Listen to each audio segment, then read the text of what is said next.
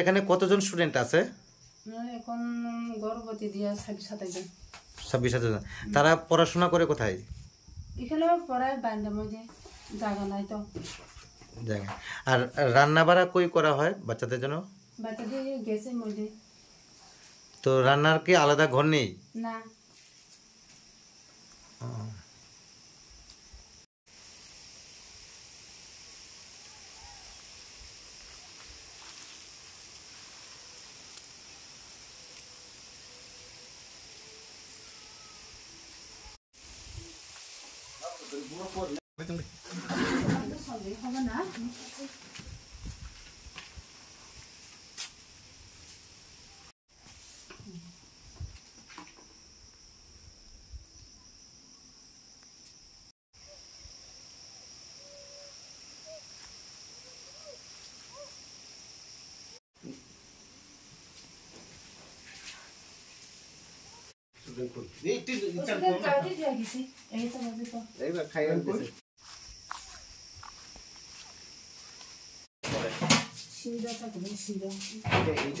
এখানে কতজন স্টুডেন্ট আছে?